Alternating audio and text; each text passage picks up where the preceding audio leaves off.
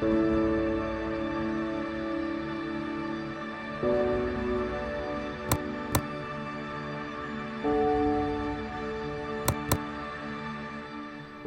what is going on, everybody? Fernando Silva here with another video, and in today's video I wanted to talk about why I picked up the iPhone SE 2 in 2022 and talk about why it's a viable option for not only myself, but maybe for somebody like you as well. Before we get started, comment down below what your main phone is. Is it an iPhone 13 Pro Max? Is it an Android phone? Is it an older iPhone 6?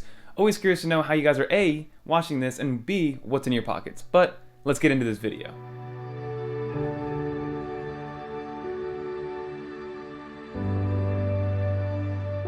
So firstly, let's do a quick unboxing of this iPhone SE. Very classic Apple style. We know that we got rid of the charging brick back in, I think, 2019 now at this point, maybe 2020. So the box is very small, and in the box, all you get is your iPhone SE, you get the USB-C to Lightning cable, and then you also get all the paperwork. So that's literally all you get in the box. So Apple has foregone and giving all those accessories that we used to get, like the charging brick. I still remember back in the day with the first iPhone, you got like an iPhone stand, you got the charging brick, you got like a little sleeve for stuff. So Apple, year by year, is getting rid of more and more stuff, and we're probably going to get to the point where there's going to be nothing in the box besides the phone and paperwork. But let's jump into the reasons why I picked up this iPhone SE 2. And the first reason was basically because I needed a second camera. Now, people have told me, go get a dedicated camera, go get a new lens, go do this, go do that. But in my mind, a dedicated camera is going to cost you, $1,000, $1,500, especially for a decent one, like a Sony a5100 or a Sony a6500. Those are expensive cameras. Like I saw Technically T selling one for $1,700 secondhand. So you can just imagine how much they are brand new from Best Buy or B&H. So in my mind, I was thinking, I don't really want to spend that much money on a camera. I'm so focused on using the iPhone and iOS workflow and iPadOS workflow with all my videos, so I figured, let me go get a second iPhone to use as a second camera. Now, another option that I did kind of play around with is I do have a Sony a5100. I have the body of it. I've had it for like 4 or 5 years now at this point, maybe even longer, but the lens broke about 3-4 years ago, and I just never replaced it. I could have gone out and spent like $300, $400 on a secondhand, lens to just put on the actual camera itself and then use that. But again, one of the main reasons why I love my current setup is because with the iPhone and AirDrop and iPadOS, the workflow is just so seamless and easy. Getting a camera is going to add that secondary step of removing the memory card, putting the memory card into a USB-C hub, importing all those files, moving all those files into my photo library, and then from there, I can start editing them. Versus with AirDrop, it just drops right into my photo library and they're ready to be used. So I finally came to the decision that I wanted to get an iPhone as a secondary camera, but then came the decision of which iPhone do I want to get, right? Because there's now a lot of iPhones in the lineup that you can get brand new from Apple. Starting from the iPhone SE, you can still buy the iPhone 11, you can get the iPhone 12 mini and the iPhone 12, then you have the 13, that whole 13 Pro and 13 mini lineup. So there's a lot of different iPhones at various different price points that you can actually buy directly from Apple. So the two options, or I guess the three options that I was playing around with, was the iPhone SE, the iPhone 12 mini, and then the iPhone 13 mini. I wanted to have the phone to be very small, and we'll get into the reasoning as to why I wanted it to be small with my reason number 2, but I wanted the phone to be small, I wanted it to be compact, I wanted to be able to move it around, and again, I was just using this as a secondary camera. So I thought to myself, 99% of the time I'm indoors, I always have a bunch of different lights going around, so I have a light here, a light in front of me, a light behind me, I have the light literally behind me, so I'm always in a well-lit or decently lit environment. So I thought to myself, as long as I'm indoors, have decent lighting, then the iPhone SE camera should be good enough, because it's still going to run the latest iOS software, which is iOS 15. It came out last year, so they should be getting updates all the way through maybe iOS 17, 18, 19, so this is still kind of a future-proof device. And then lastly, this iPhone SE is a stripped-down iPhone 11, so it still has that A13 chip, it still has the main 12-megapixel camera. The aperture is a little bit different. I think the f-stop is like 1.8 versus 1.6 on the new minis. So overall, as a single camera, as a single lens camera, this thing is going to be good enough. And I can still record in my format that I like, which is 4K 30 and then 4K 60 for some slow-mo shots. And then one of the final determining factors as to why I went with this over like the 12 mini or the 13 mini is A, I didn't need that ultra-wide camera. At least I don't think I need it as of yet. My mind might change later on, but I didn't need that ultra-wide camera, so I didn't need the second lens. And lastly, this iPhone SE brand new starts at $399. The 12 mini starts at $629, and then the 13 mini is almost twice as much as this at $729. So I thought to myself, am I really going to spend almost $800 on an iPhone 13 mini just to use as a second camera? So I figured, let me at least try the iPhone SE and see if I like it, because I always have, you have that 2-week grace period to return it whenever you want or exchange it for a new one. That is reason number 1. I needed a second camera, and the price point on the iPhone SE at $399 for the 64 gig model, which is going to be fine because I'm going to erase the files as they come in or as I record them. is more than enough. And they had this nice white colorway, which I kind of like. So like I mentioned, the main justification to purchase this thing was that I needed a secondary camera for the channel. Reason number two is actually going to be something that maybe you guys are going to be thinking about. So in a world where iPhones and Androids are now 6 to 7 inches in terms of screen real estate and screen size, I wanted something that was smaller for a kind of like a weekender phone, right? I wanted something that would deter me from using my phone so often on the weekends. For instance, right now my main phone is my 13 Pro Max, and it is a beautiful display. It's 6.7 inches, it's got OLED. They finally brought that 120 hertz ProMotion to the iPhones. So it's just a pleasure to use and a pleasure to help you consume content, right? So I'm constantly on my phone looking at my screen, either watching YouTube videos or now shorts. I've been liking YouTube shorts lately, but then also scrolling through Twitter, reading about like my Miami Dolphins, which are on a 7-game win streak, by the way. But I'm constantly on my phone, and I think the reason behind that, or part of the reason at least, is because it's a beautiful device. The screen is amazing. It's like one of the best-selling features of the 13 Pro and the 13 Pro Max. It's that OLED display, because that display is just very, very bright.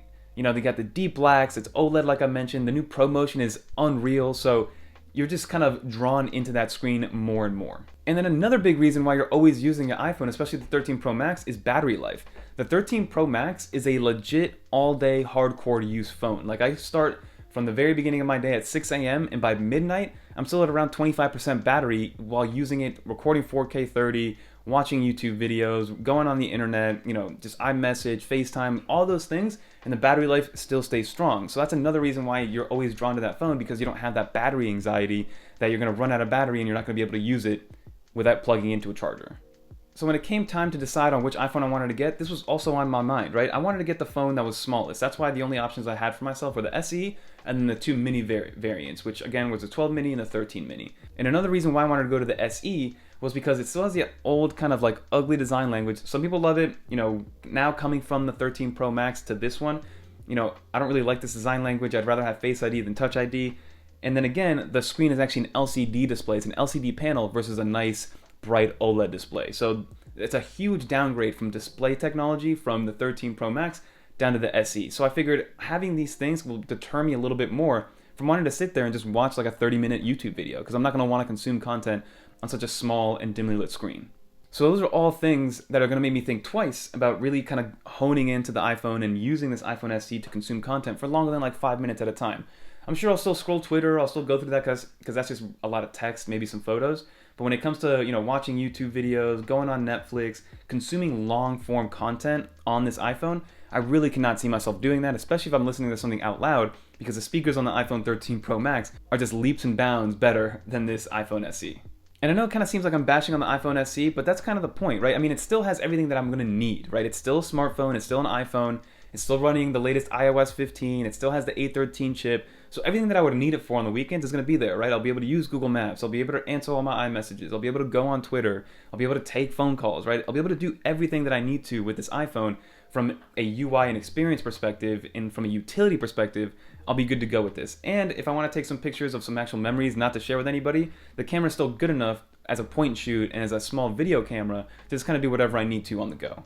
And then another way that I'm kind of deterred from using this phone, especially on the weekends, you know, I might be the first YouTuber to say that bad battery life or subpar battery life is a good thing, but battery anxiety is a real thing. So when you're thinking about using your phone for extended periods of time and you're worried about your battery life draining, you're not going to use your phone as much, right? So having battery anxiety with the iPhone SE, in my opinion, is actually a good thing because it deters you from using your phone for long periods of time. And that's what I want this to be. I want this to be a utility, especially on the weekends, versus the iPhone 13 Pro Max being, you know, content consumption machine, you know, getting work done on it and things like that. So if people need to reach me, they still can. If I need to see something or watch something very quickly, I still can. If I need navigation, still can. Like, everything is still there. The experience is identical to any of the iPhones with this iPhone SE. It's just a matter of how much better the experience is on the iPhone 13 Pro Max. So there you have it. Those are my reasons, right? The first reason, obviously, is that secondary camera might not be super relevant to the people watching, but if you're somebody that wants to kind of disconnect a little bit, somebody that wants to use a smaller phone, somebody that wants to kind of break away from the norm and from the constant consumption, because I'm doing like 8 to 10 hours, I think, of screen on time on the 13 Pro Max, which is a lot of screen on time on a phone. So maybe you're in that same boat and you want to use something different on the weekends to kind of deter you from using all the social media apps, using, again, YouTube, Netflix, Hulu, like ways to consume content on your phone.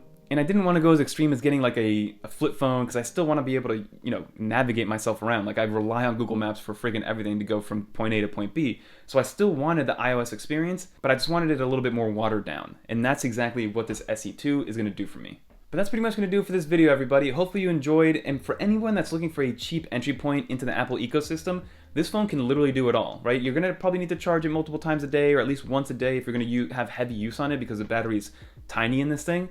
But if you just want to get into iOS, if you want to get into the Apple ecosystem, you want to learn how to use it, you want to get your first iPhone but don't want to spend $1,000 on a phone, this thing is $399 and it gives you the same exact experience. And I mean, like, the UI, iOS 15 runs exactly the same on the iPhone SE than it does on the 13 Pro Max. And that is like an $800 difference in price point for the same exact experience. So keep that in mind if you want to get into the ecosystem. The SE does get a recommendation from me, but there are some downfalls, like I mentioned, with the battery life. The screen isn't as good, but it's good enough. This phone is good enough for everything that you're going to be using it for. And again, for $399, an Apple product, it's hard to beat. Oh, and I also had $100 worth of Apple gift cards from Apple's like Black Friday sale event, where they were just handing out gift cards for every purchase that you made. So this phone for me was actually $299. But that's going to do for this video. Hopefully you guys enjoyed. So be on the lookout for some top-down shots, because that's what it's mainly going to be used for on the channel. And we'll kind of go from there, everybody. But thanks for watching. Don't forget to like, comment, subscribe. Comment which phone you're using or which device you're using and watch this video right now. Always curious. But until next time, I'm out.